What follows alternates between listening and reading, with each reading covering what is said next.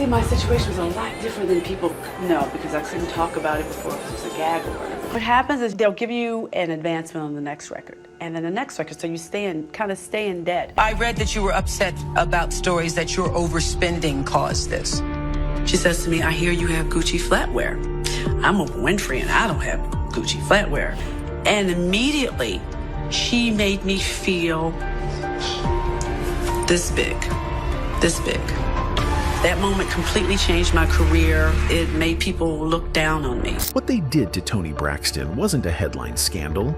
It was something quieter and far more damaging. 170 million in sales, and you got $1,972? Is that right? Yeah, that's right. That's true. While the world pointed fingers at LaFace Records, few looked one level higher, to the man who controlled the money, the contracts, the power. How did you learn to be good and as good as you are at this job? You don't learn to be good. You don't. You just do what came natural. Clive Davis never managed Toni, but he ran Arista, the parent label behind LaFace. And every time Toni fought for control or tried to evolve, someone shut the door. I couldn't believe it because I loved her so much. I admired her and looked up to her. And she pretty much reprimanded me. And when the cameras stopped rolling, the silence around her career said everything. Because the more you look at her story, the more it looks like Clive Davis didn't just watch her fall. He made sure she never stood back up. Toni Braxton was never supposed to be broke. By the mid-90s, she had one of the most iconic voices in R&B, a powerhouse mix of soul, sadness, and seduction. Unbreak my heart, say you love me. Her self-titled debut album, released in 1993 under LaFace Records, sold more than 10 million copies worldwide. It wasn't just a hit, it was a moment. Every note, every heartbreak ballad, every sultry performance confirmed she was born for stardom. But what the world didn't see was how the business behind the scenes was gutting her dry. Despite her album sales skyrocketing, Toni filed for bankruptcy just a few years after her debut. And when the court documents came out, the number that shocked everyone wasn't how much debt she had. It was how little she had earned. $1972. That's the royalty amount she reportedly received after millions of albums sold. And while the public focused on LaFace, run by L.A. Reid and Babyface, the real control was held one step above them. Arista Records. And Arista was Clive Davis's empire. He didn't discover Toni. He didn't sit in the studio producing her ballads. But his shadow was everywhere, because every dollar made by LaFace passed through Arista's hands. And Davis was known for being extremely hands-on with how that money was spent and who got it. This was not just about a bad contract. It was about a system, one that had been operating for decades, and Clive Davis was at the top of it. Other LaFace acts, like TLC, also filed for bankruptcy despite selling millions. It wasn't a coincidence. It was the system working exactly how it was designed to. The artists became stars, the executives became wealthy. And even when Toni tried to fight it, she lost. The moment she challenged the label on their accounting, she was sued for breach of contract. See, my situation was a lot different than people know because I couldn't talk about it before it was a gag order. While Clive Davis never publicly commented on her finances, his name still comes up anytime people talk about the powerful execs behind Arista's distribution deals. The ones who oversaw the flow of money. The ones who made sure artists stayed in line or stayed broke. Toni wasn't the only one, but she was one of the few who tried to speak up, even indirectly. She once said in an interview, "We were young. We trusted the people in power to do right by us. That was our mistake." She didn't name names, but she didn't have to. In the music industry, silence is strategy, and Clive Davis built his empire on that silence. Toni Braxton wasn't just a voice, she was a full package: beauty, range, stage presence, vulnerability. But even with all that power, she was never given the freedom to define her own sound. Because once her first album exploded, Executives decided that was the formula. The dramatic ballads, the torch songs, the image of a sultry, heartbroken woman. And every time Toni wanted to pivot, every time she hinted at something different, the industry pushed back. She wasn't allowed to evolve. She was packaged. This wasn't just a Toni problem, this was a Clive Davis signature move. Davis had a reputation for controlling his artists' sounds down to the last note. Kelly Clarkson publicly accused him of rejecting her original material. Alicia Keys reportedly clashed with him on single choices. And Jennifer Hudson even said she felt like a product under his watch. Toni didn't always speak directly, but in later interviews, she made it clear. I wanted to try different things, experiment, but they wanted me to be who I was at 22. That's not realistic. Who they were wasn't a mystery. LaFace may have managed her day-to-day, but Arista, under Clive, was where the power lived. And Davis's formula for success was simple. Don't change what sells. Toni's sophomore album Secrets sold big, so they kept her boxed in. But by the early 2000s, the formula was falling apart. R&B was changing, and Toni, like any true artist, wanted to adapt. She wanted to explore darker, edgier R&B. She wanted more writing credits. She wanted to produce. Instead, she was met with closed doors. Some insiders say that after her second bankruptcy and lawsuits, executives, especially those higher up, saw her as difficult, a liability, not worth the fight. Others go further. Rumors began to swirl that Toni Braxton was blackballed, not by name but by opportunity. She wasn't being offered the kind of deals she once had. Big labels weren't calling. TV placements were drying up. Her name wasn't being mentioned in the right rooms. And in this industry, you don't need to be fired to disappear. You just need to be left out. Clive Davis was never accused directly, but the timeline was hard to ignore. She challenged her label. She lost her financial standing. Then, her opportunities evaporated, and Davis had the power to open or close those doors. Even when she made a comeback, it wasn't through the major label system. It was through reality TV, Braxton family values, independent projects, and her own perseverance. She had to reinvent herself just to survive. One of her most candid quotes came in a 2012 interview after her second bankruptcy. People thought I was over, like I wasn't worth investing in anymore. I had to start from scratch.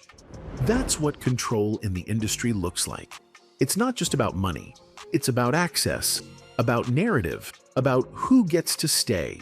Clive Davis didn't have to say anything. He just had to stop saying yes. And for a while, that's exactly what happened.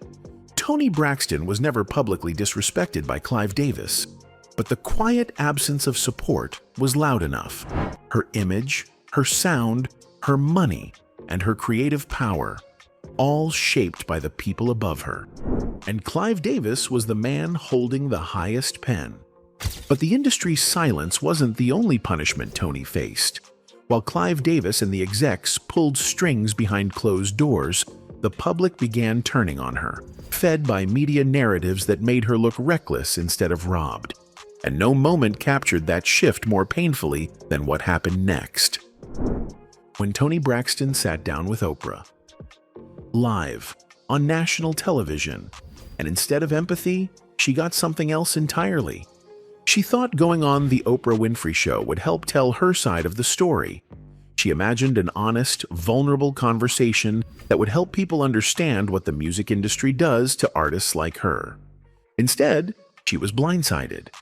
Toni later said she had admired Oprah deeply before the interview, saw her as a role model, even a hero. But when the cameras rolled, the tone was cold. Oprah didn't ask questions from a place of empathy. She pressed Toni on her financial decisions, questioned her spending, and delivered what felt like a public scolding. The most hurtful moment came when Oprah brought up a rumor that Toni owned Gucci flatware. And she pretty much reprimanded me. I read that you were upset about stories that your overspending caused this. She says to me, I hear you have Gucci flatware. I'm Oprah Winfrey and I don't have Gucci flatware. First of all, I didn't know Gucci made silverware. That line, for Toni, was unforgettable. She later said, "She was so frickin' mean to me. I couldn't believe it. I admired her and looked up to her, and she pretty much reprimanded me." To the audience at home, it may have looked like tough love. But to Toni, it was unnecessary humiliation. She wasn't there to flaunt her lifestyle. She was there to explain how a flawed system had bled her dry, how her label had taken nearly everything, how she'd been forced to cover expenses most fans never hear about: tour costs, music videos, hair, makeup, travel, all deducted from her earnings. But Oprah wasn't listening for that. She was focused on the optics. And Toni, instead of being seen as a victim of industry exploitation, was portrayed as careless, materialistic, and irresponsible. And the worst part? Oprah never walked it back. There was no apology, no clarification. The damage was done. After that interview, Toni changed. Not overnight, but noticeably. She became more guarded, more private. She didn't speak as freely in interviews anymore. She stopped expecting the media to give her the benefit of the doubt. Because if even Oprah, a black woman with her own history of overcoming adversity, could turn on her like that, who wouldn't? By the time Oprah humiliated her on live TV, the damage had already been done behind the scenes. Toni Braxton had walked straight into the music industry with a voice that could silence a room. But no one warned her that silence doesn't pay the bills. And while the world was busy pointing fingers, saying she lived too lavishly or made bad financial choices, the truth was far uglier. Toni Braxton didn't go bankrupt because she blew through millions. She went bankrupt because she never got the millions in the first place. 170 million in sales and you got $1,972? Is that right? That's right. That's true. After years of singing in church, raised in a strict Pentecostal home where pants were forbidden and secular music was off limits, Toni finally got her break. When she signed her first recording deal, she thought it was a dream come true. But buried in the paperwork were the same traps that have swallowed up so many black artists before her. It didn't matter that she was selling out arenas, dominating the charts, or winning Grammys. In the fine print, Toni was responsible for paying back her label, not just for music production, but for clothes, music videos, travel, promotions, styling, glam, stage design, everything. What fans saw as luxury, Toni had to repay like a loan. So when that first royalty check came in and it totaled just $1,972, she couldn't believe it. She had sold over 10 million records. She had broken records with Unbreak My Heart. And somehow, she was in debt. The public didn't understand it, but the label executives did, because it was by design. When she filed for bankruptcy the first time in 1998, people laughed. They assumed she had spent too much on shoes and fine china. Nobody talked about how artists were often forbidden from suing their label, how contracts could trap them into silence. And because she stayed silent, the headlines wrote their own version of her story. But Toni's financial troubles weren't just contractual, they were also emotional. She admitted later that she indulged in expensive house things. Fancy plates, 1,000 thread count sheets, Fabergé eggs, not because she was careless, but because she was trying to fill a void. After years of being told what to wear, what to say, what not to spend, the moment she could breathe, she bought what made her feel in control again. Perks are lovely. I can't deny the perks. They're great. I mean, in the beginning, it's all new. Anything new, you want it all. But it wasn't just odd. It was trauma. It was trying to reclaim power in a world that kept stealing it from her. And she had been trained to endure it from a young age. Growing up with a father who was a strict preacher, Toni was taught that most things were sins: pants, jewelry, makeup, secular music. As a child, she couldn't even celebrate Christmas. Everything was about restriction, repression, obedience. So when she finally had money, even a little bit of it, she wanted to live. She wanted to own something beautiful. something just for her. And the moment she did, she was punished for it. First by the record labels, then by the press, then by Oprah. And when she tried to bounce back, the industry made sure it wouldn't be easy. In 2000, Toni made a comeback with He Wasn't Man Enough, a platinum hit that briefly restored her momentum. But after that, things stalled. Her next 3 albums failed to make the same impact. She tried adjusting her sound to compete with new names like Beyoncé and Rihanna, but her fan base didn't follow her there, and the label didn't support her like they used to. It was as if they were waiting for her to vanish. Because the truth is, once you fall out of favor in this business, they don't try to lift you back up. They wait you out.